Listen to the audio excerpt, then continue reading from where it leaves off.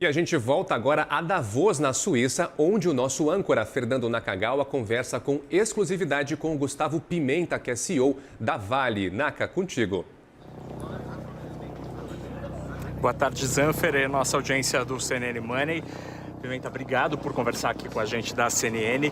Queria começar a nossa conversa te perguntando como tem sido a sua agenda aqui e o que a Vale tem ouvido dos clientes, dos investidores e dos interessados nesse assunto. Bom, Fernando, a agenda é intensa, muitos diálogos, muitas reuniões bilaterais, muitas reuniões com clientes, com parceiros estratégicos que a Vale tem pelo mundo. Acho que tem três grandes temáticas que eu levo daqui. Eu acho que a primeira é o avanço do tema da inteligência artificial para o dia a dia dos negócios, ou seja, é um tema que já está aí há muitos anos, mas de uma certa forma as indústrias falando sobre isso, a disrupção em relação à penetração da inteligência artificial nos negócios, mudança de modelos de negócio. O segundo tema, certamente, o geopolítico. Fala-se muito sobre isso, o que isso significa para cada uma das empresas, como é que elas se preparam para esse ambiente que a gente vem vivendo. E o terceiro, que toca muito o tema da Vale, que é a questão dos minerais críticos, a importância dos minerais críticos para tudo que a gente está falando de inteligência artificial, transição energética, descarbonização. Então, três grandes temas que eu ouvi em vários dos diálogos, em vários dos debates que a gente teve aqui. Sobre minerais críticos, o investidor, o acionista pode esperar alguma posição de Vale nesse assunto? É um mercado que te interessa como presidente da companhia? A Vale já tem um papel importante aí, né? Nós somos aí o maior produtor de minério de ferro de alto teor do mundo. Isso é muito importante para a descarbonização da indústria siderúrgica. Somos um operador importante, um produtor importante de cobre. A gente tem um compromisso de dobrar a produção de cobre ao longo dos próximos 10 anos. E somos o maior produtor de níquel para carros elétricos do mundo ocidental. Então a Vale já tem um papel muito importante nessa indústria e essa vai seguir sendo a nossa prioridade estratégica, seguir crescendo e avançando nesses minerais. Por exemplo, o preço do níquel nas últimas semanas deu uma disparada parecendo um foguete.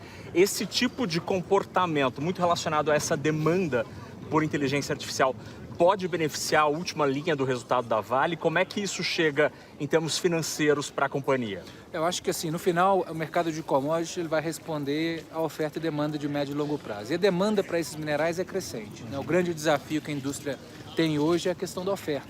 Trazer os projetos em operação, quer dizer, hoje, entre descobrir uma nova reserva e trazer ela à operação são quase 15 anos. Então existe um grande desafio sobre a oferta e a demanda segue crescente em todos eles, né? O cobre, por exemplo, é um que tem uma expectativa de crescimento muito grande. Então a tendência, né, a nossa expectativa é de que siga sendo bastante construtivo esse equilíbrio de preço de médio e longo prazo.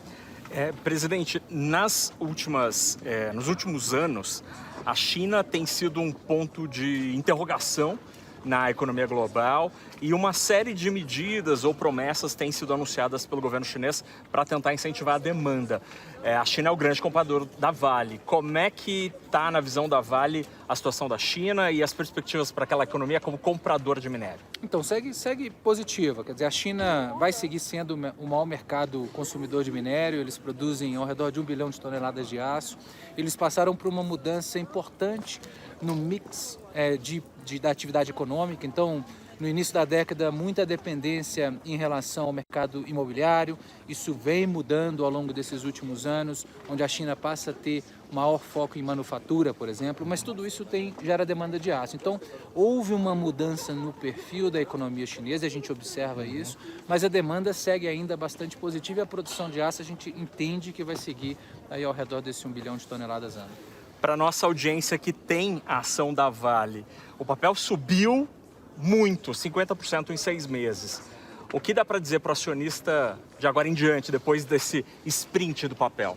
Eu acho que é o resultado de alguns fatores. Certamente tem mais fluxo de recurso no Brasil, mas no nosso caso específico, acho que tem uma melhoria da história, né? A gente vem entregando os compromissos que a gente assumiu do ponto de vista de história de companhia, estabilidade operacional. A gente vem avançando muito ao longo desses últimos anos. Isso é muito positivo do ponto de vista de confiança do investidor. E a gente agora tem uma estratégia que também começa a falar, por exemplo, de avanço de crescimento no cobre, onde a gente tem uma vantagem competitiva.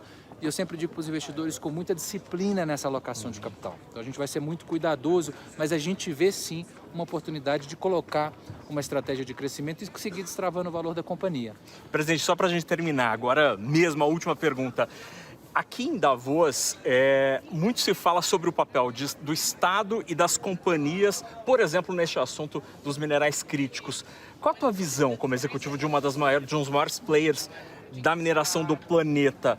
Onde começa o papel do setor privado e onde vai terminar o papel do setor público? Dá para observar isso? Essencialmente, a mineração depende da utilização de recursos naturais. Então, a participação do Estado é fundamental, seja via licenciamento, seja via incentivo. O que eu tenho percebido é com esse desejo de se desenvolver e fortalecer outras cadeias de fornecimento ao redor do mundo, os Estados Unidos fala muito disso, o Canadá, a Europa, a gente abre então uma oportunidade para o Brasil ser esse ofertante no mercado internacional desses produtos que a gente tem em abundância no Brasil. A gente consegue trazer produtos de alta qualidade, tem um potencial muito grande, e essa parceria público-privada é fundamental para que a gente possa fazer esses projetos acontecerem. Muito bem, conversamos com o Gustavo Pimenta, presidente da Vale, que muito gentilmente decidiu passar frio aqui em Davos para a audiência do Money.